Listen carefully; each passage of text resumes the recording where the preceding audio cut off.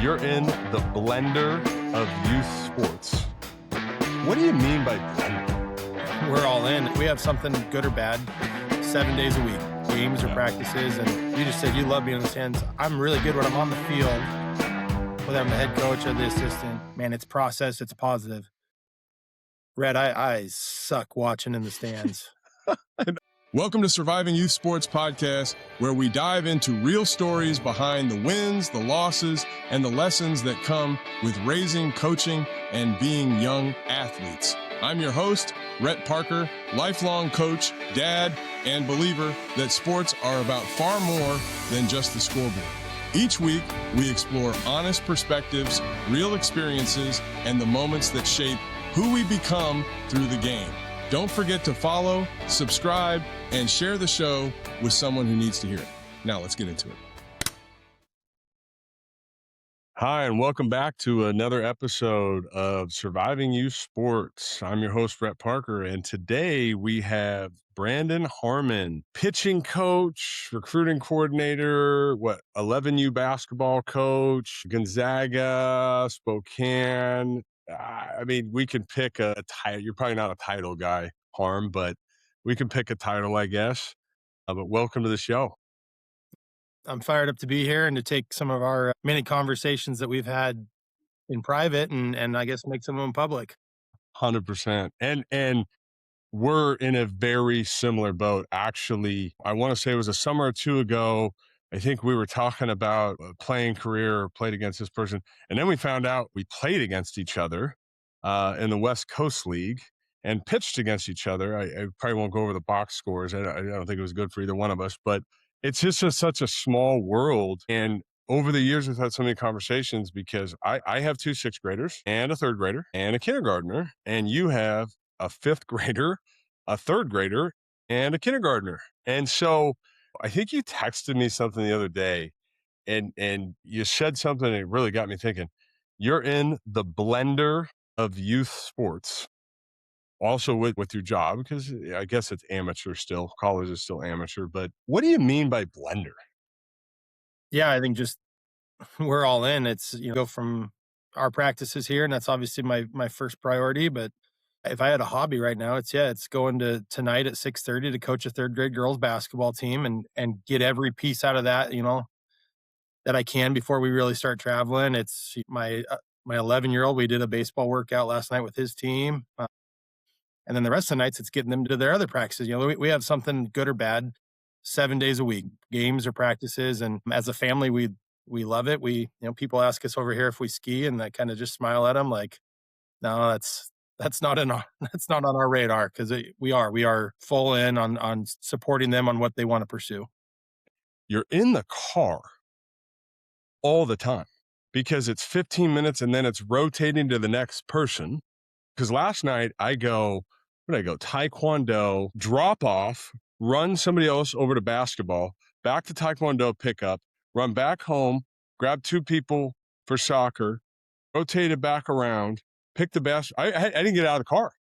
And I'm sitting there, I'm like, God, I should just Uber other people around or go Uber Eats on my way to pay for all the gas.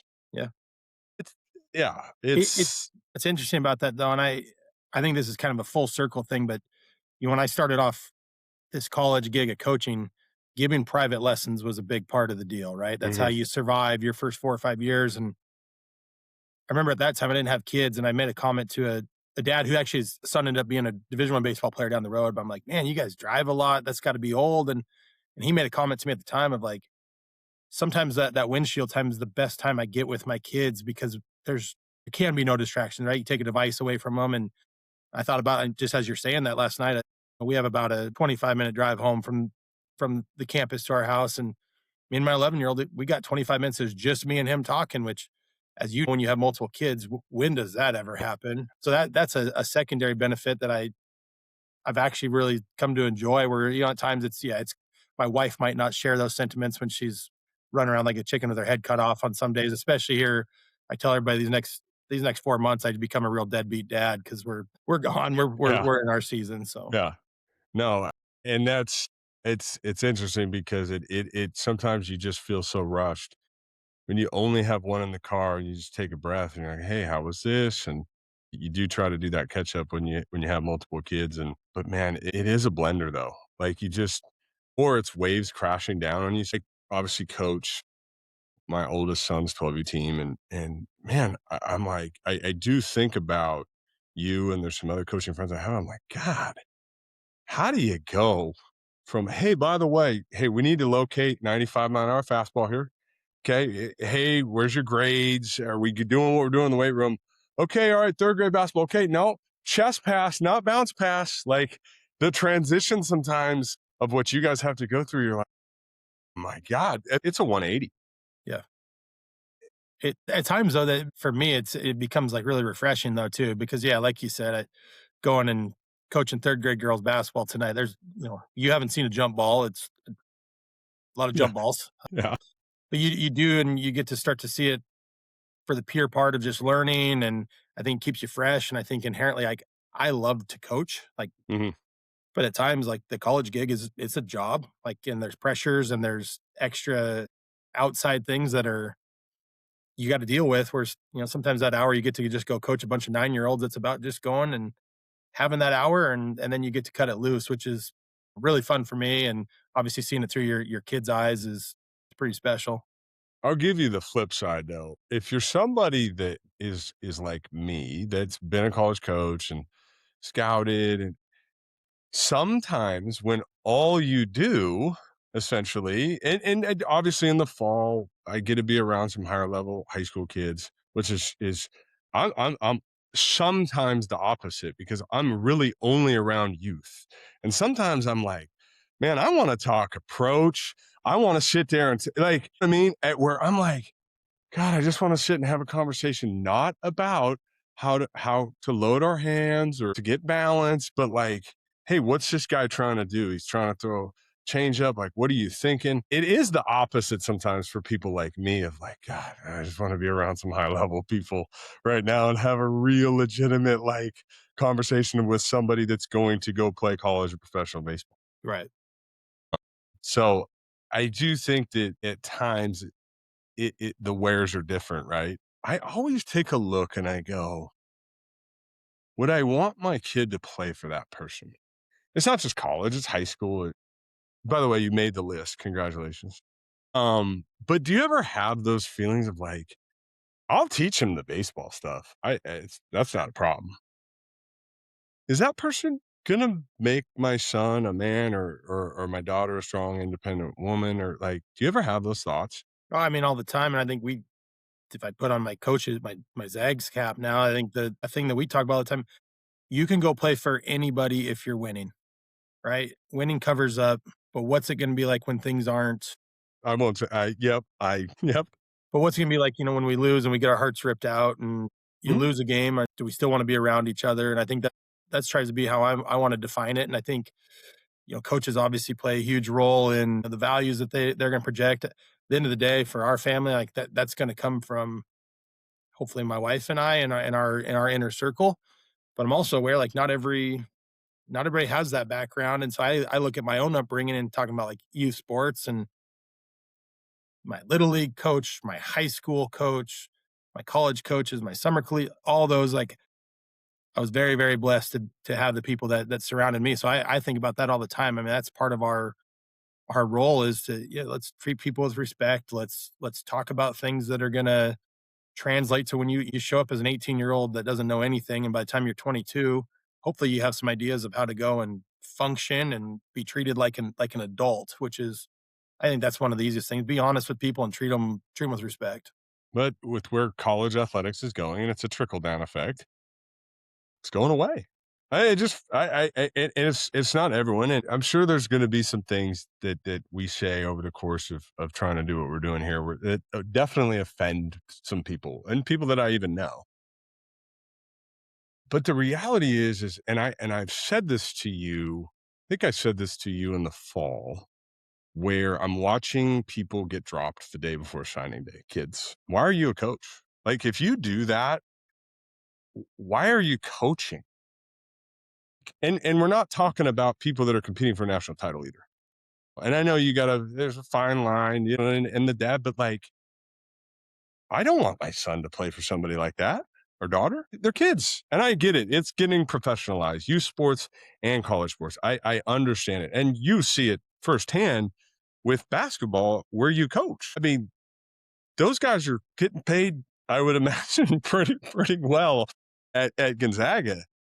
But there has to be a point where you step back and like, okay, why am I doing this? Because I feel like when people like you got into coaching, it was way more altruistic than it is today. Yeah, I think at times the nuts obviously switched. I mean, we're hope not on the end where it's just this nothing but transactional relationship, but I think there's been the sites have been reset too of like, let's really lean in. You might only have this group for 1 year, right? And so it's like, okay, how do we make their experience the best you can and try to give them opportunities? And it's different than what it was. I guess when I started, it was almost 15 or 16 years ago now. I think at the end of the day, I think the majority of coaches are still in it to I do too. build relationships with players, and we're all trying to win. You can't survive in this game if you're not competitive. You I, don't have that. I agree. But there is a process of how, I guess, even if someone's maybe not good enough to play or the fit isn't right, there's still, I think, a way to treat people with respect and have conversations and try to help people, even at the time they might be mad at you, but you can still pick up the phone for them, and you can still, because on the flip side, guys are going to leave us at times that, like, yeah, Yeah. it's But tough. Yeah, and and you, not to put you in blast here, but you've been offered jobs as well in other places. And you have to make a decision for you what's in your best interest. So I'm not saying it's black and white in terms of dropping somebody or signing somebody or leaving, because coaches have the opportunity to leave and stuff too. But I think the worry that I do have a little bit, and we've seen it with kids that have gone to Gonzaga, the trickle down is really into the youth stuff where people jump teams and this coach is trying to recruit this player. And I lost our best player for our 12U team because he was getting recruited. And I'm like, what? Ah, I've never met a 12-year-old that like should be recruited. yeah, And granted, I'm not trying to make money and go win tournaments at 12, but I kind of took a step back and was like, well, this is weird. And obviously it's happened forever, right? yeah. People want to win and they have facilities and different things. And it's not everybody, but like, do you see the trickle down with your kids as it correlates to that? Yeah, I guess so, like, full circle, like, when I referenced when I started college coaching, I did 3 years of, like, no, 4 to 5 years of AU club ball. I didn't know that. Yeah, so for me, it was I started the Spokane Expos program, and so, I didn't know that. yeah. So, at the time, we just had 2 teams, and it was, yeah, there was movement there, and I honestly feel like some of that stuff has trickled the AAU effect. I know that's a basketball term, but has maybe kinda that looks like, to me, the AAU effect looks like what college athletics is now, where it used to be there was penalties if you left, and there was that where AAU is Wild West, you can hop around. I haven't seen that as much so far at the youth level for my Okay. kids, but I can also say on that one, like, my kid's lucky enough that I think he's at a spot where we might be one of the teams that other people are wanting to go to, and Yeah, I yeah. I look at you look at parents sometimes, you're like, "Why are you doing that?" Well, a lot of parents don't know what they don't know. I've got a couple kids that are in our circle that are younger, and they're not it's a different gender, so I don't have anything that I can help offer them, but, man, there's one I know they're driving all the way up to Coeur d'Alene, Idaho, which is about a 45-minute drive to go get this sport or that, and it blows my mind. I'm like, "Why?" But I think at the end of the day, they're trying to do what they think is best for their young that they're gonna get the best experience, and that's a tough one for me to be critical of it if I don't have something to tell them that's a better option or whatever it might be, and that's so yeah, it's tough because I think all of us, we're all biased towards our children. We're all trying to give them the very best experience, and everything's shiny, and yeah, the if we could all go back, the community part of it, when it clicks, that everybody, I think, realizes that's special, but when it doesn't, it's like, well, it's all out go out and get ours. Yeah, and it's so hard because I would say uh, I have been accused of that a little bit with one of my kids, but at the end of the day, I think the way I look at it is I really don't want my kids to be the best players on their teams. I want them to not fail too much where they hate the sport, but I really do want them to fail because I believe, and my kids' lives are easy enough, in my opinion, and my wife's too. Okay. Sports is the vehicle and the vessel that we have here where they got to fail a little bit. And whether it's playing them up or going a little bit further, and it depends on the sport, depends on the kid. It's not a just all throughout. This is every kid is the same in our household, but it is okay to fail and it's okay to challenge them. And then you see it. Hey, do they really want to be good or do they just want it to be easy and be good? And it's a real fine line, especially when you've played. And I know that I get competitive sometimes when I'm watching my kids, and I know you're in the same boat. Talk to me about the competitive aspect of watching your kids. Because if you're a college coach at your level, you're a competitive human being, period. And especially if you've done it for as long as you can. God, how do you translate it? And how do you make sure that your kids get what they need on all fronts? Yeah, I've got a couple examples of that, and I'm you just said you love being in the stands. I'm really good when I'm on the field, whether I'm the head coach or the assistant. Man, it's process, it's positive. Red, I suck watching in the stands. All Not sport. Hold on, baseball or all sports? well, I mean, baseball and flag football, I'm in the dugout or on the sideline with them. Basketball, which I am admittedly was not good, wasn't a sport that I played. Yeah, my wife doesn't like sitting next to me, and I don't like sitting next to anybody else because I'm not good at it, and so Hmm. I'm working on that. But when I'm in the We're all working. We're all working to be better. when I'm in the mix with them, though, it's positive. It's we're focused on things. Watching from the outside, I need to keep working on that. In terms of, yeah, I want them to fail at times, and that's hard to say, especially when you're in the moment, because there's so much growth that can happen from failure, and I think it's a fine line. And I got two examples for that we're doing with our own kids. I keep referencing my 11-year-old, but he's a nice little player, and so he's actually playing. He plays up a grade for hoops, and he's a fit on that team. There's growth. I mean, a fifth grade body and a sixth grade body. There's some Very like different. puberty starts to kick in, and he's learned so much from it, and he's got some adversity. But then at times, I want him to get in a different environment where he is the main piece. So you learn how to deal with some other stuff, and so that's a challenge. It's because he ends up playing on a couple teams, and you're balancing that. But our baseball group, they didn't fail enough last year. It was unrealistic. I think they went 45-4. It was good. Probably didn't get them a good enough schedule. So this year at our parent meeting, we said, hey, we want them to fail.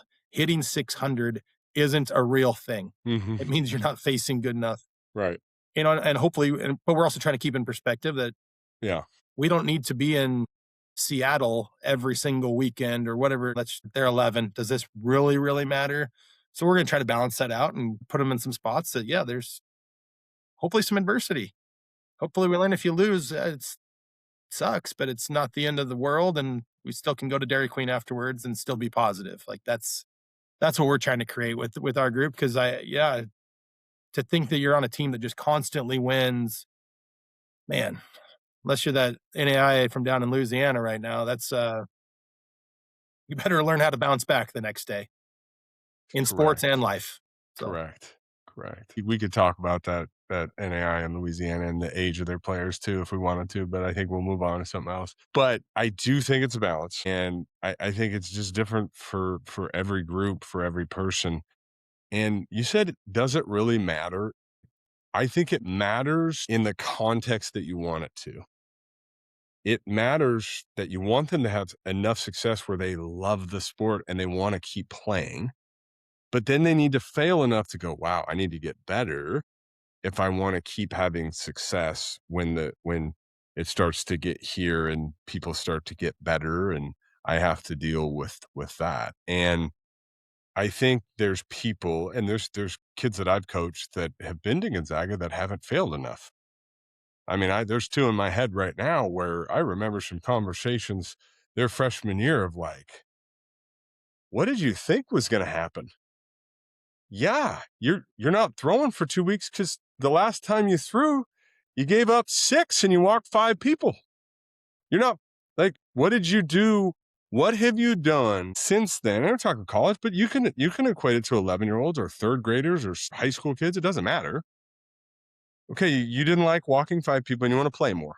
Okay, what have you done to get better to not do that? Have you talked to Coach Harmon? Well, I kind of mentioned, but we're in season. He's busy. I go, dude, go kick his door down and be like, I want to play. And it's kind of funny because the two kids in my mind right now, one did that and one didn't. And they had very different careers and very different success, and some at Gonzaga and some not. And I'm like, man, it triggered it now. And I take a lot of the experiences I had coaching other people's kids, and I use the failures to try to help my kids and other people's kids that I'm coaching. It is okay to fail. And you trust me, you want to fail when you're 13, not 22. And no offense to the Gonzaga pitching staff, but if you walk 5 people in the next month in an outing, it's going to be tough to get the ball back. Mhm. Like, you want to learn how to deal with that when you're 11, 13, 15. Like, it's the reality.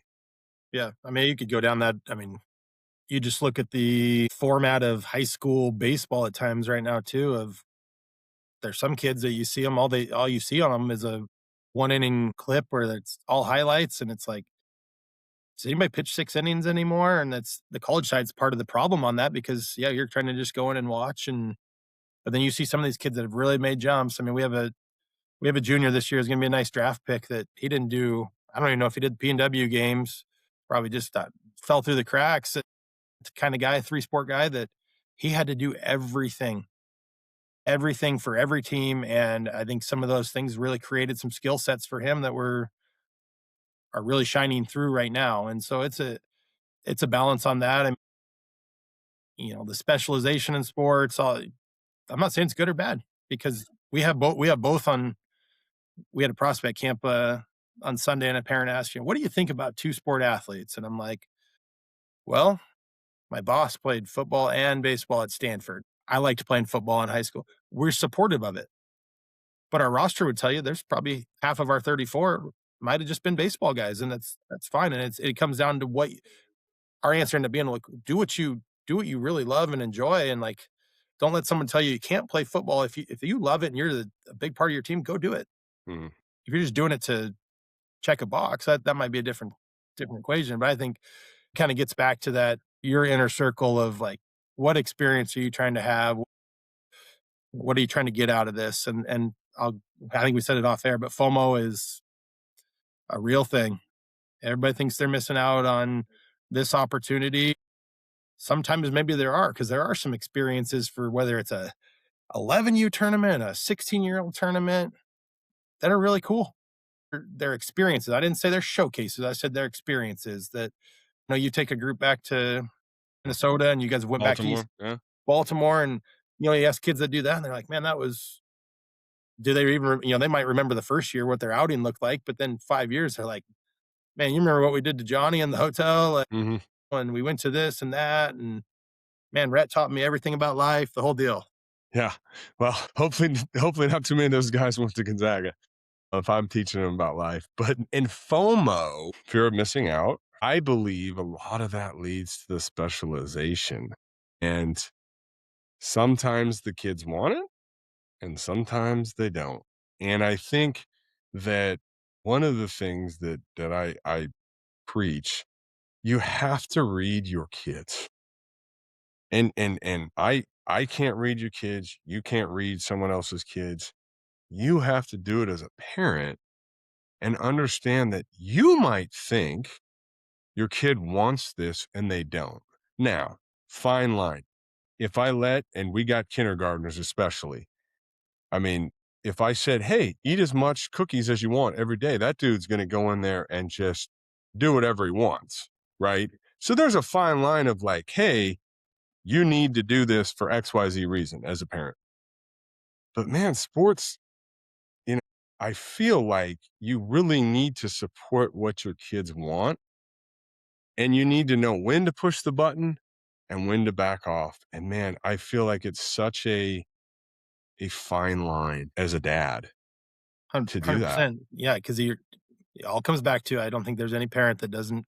They are trying to do the best for their children. I think inherently they're trying to put them on the best path, and sometimes you get some blind spots there that you miss on. But I think you're 100% on that. I referenced back to when I used to do private lessons, and I remember there were some I loved them because you could tell the kid loved being there, and those that hour flew by, and it was good.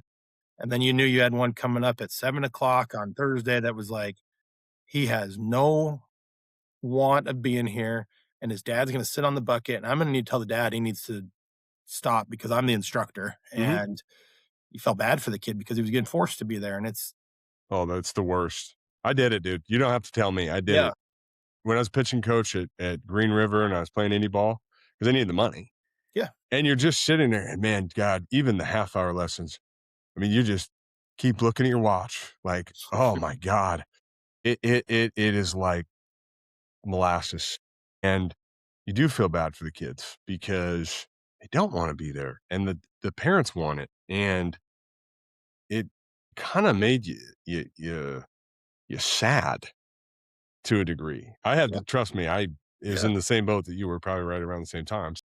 It is a blender, man. It's a blender when you're a private instructor, when you're a college coach, when you're a third grade girls basketball coach, and we're all, and which is why we call it surviving in sports, because people might think, oh, there's Brandon Harmon, Gonzaga coach, has done all this and this and this. Dude, you don't have it figured out. I mean, we none of us do. And anyone that says they do, dead wrong. And anyone that deals in absolutes, dead wrong. Because every kid is different. And it's just, it's not, again, it's not black and white. What do you want to tell people about youth sports that they can take?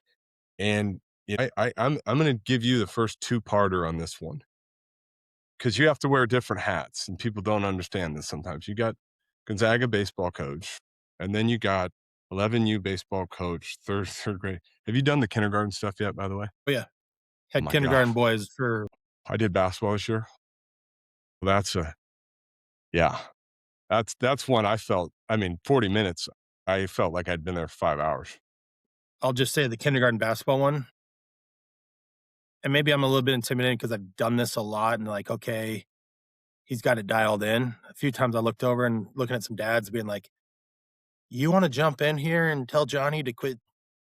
Yeah, I except could use a hand here. my kid's the one doing it, so I I'm balancing that and trying to coach. So, Gonzaga hat, youth sports, what's the biggest takeaway you want people to have? And then Brandon Harmon, the dad and the youth coach. Yeah.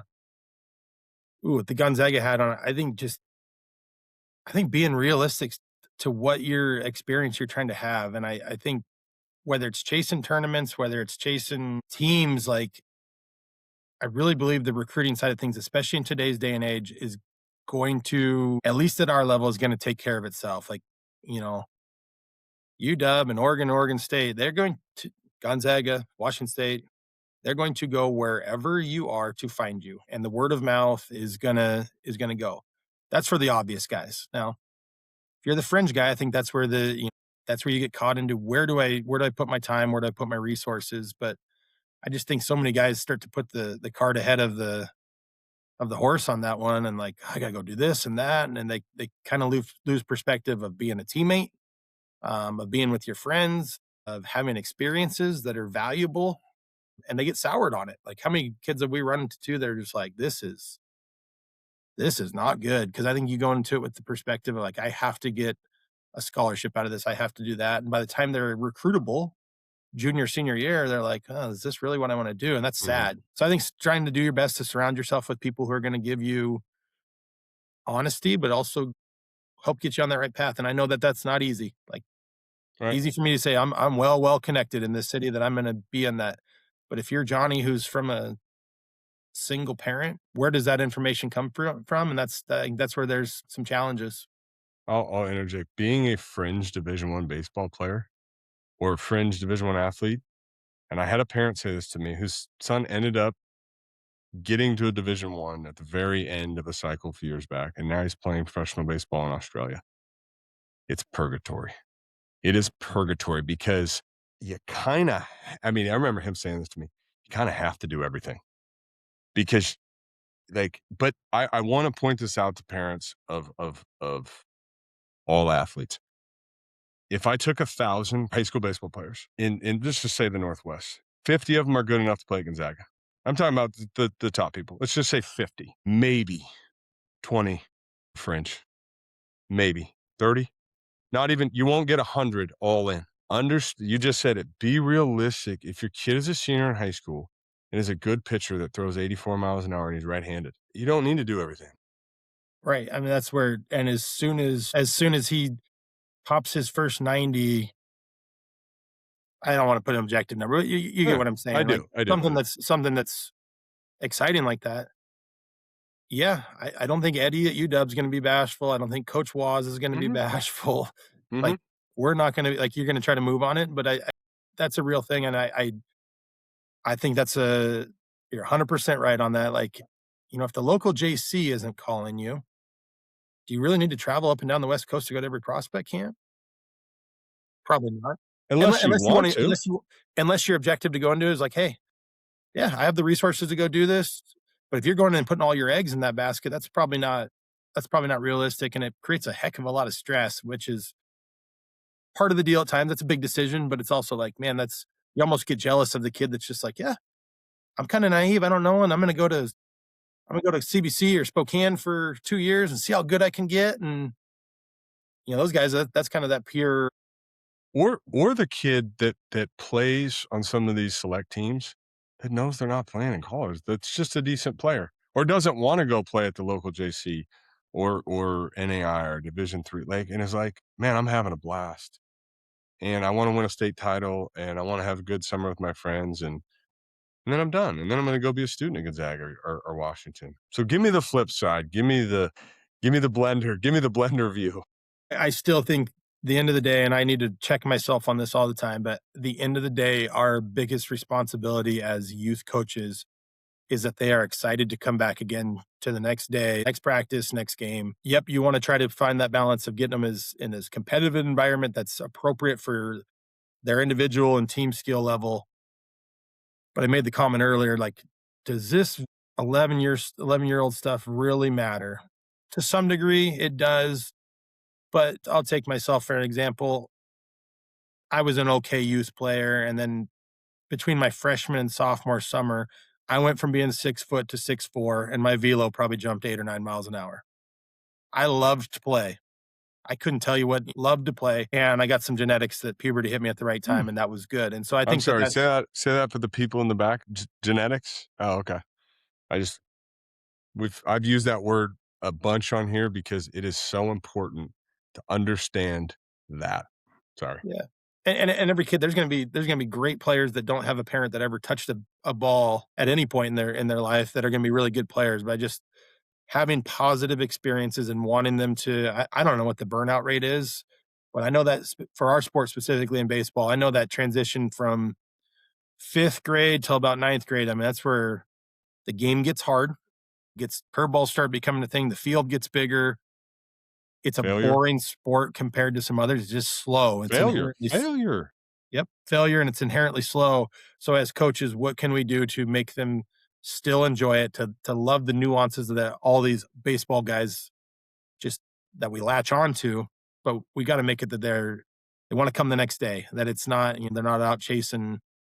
I'm not gonna say any other sports, but that they're wanting to be there, and whatever sport it is, I think that's what we have to have that culture, and you add in the skill acquisition, but like I said, some of that stuff, when are they truly ready to have skill acquisition? Like, to me, that's you gotta create that environment that they're still loving it.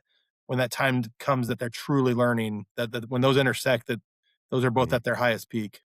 I would definitely say fans of the sport, you're saying the same thing in a different in a different way, that it's so important that they enjoy what they're doing. So, and I would definitely say in college, I didn't enjoy at least a year or two as much as I should have, because I'm thinking draft and I've been drafted a couple times and I don't have any regrets. None. Would I have done some things differently? I think me and you have had conversations about some places that I decided to go to college versus ones I really loved, right? Because I transferred a couple times. I don't have any regret though. Would I do things differently? Absolutely. And I think I'll add to what you just said to everything. Don't have regrets. Parents, players, coaches, don't have any regrets. Put all your eggs in. Would you do different things? If I coach first grade boys basketball next year, I get a different plan for a couple things. I definitely will have PTSD if I don't change some things. But, Get your no, Fox 40 whistle and use that thing. there you go. There you go. And by the way, my kindergartner, I have to coach him pretty much in everything because he doesn't listen to anybody else. And that's a whole nother thing. And this person, one of the most competitive people I know, it's stressful for me too.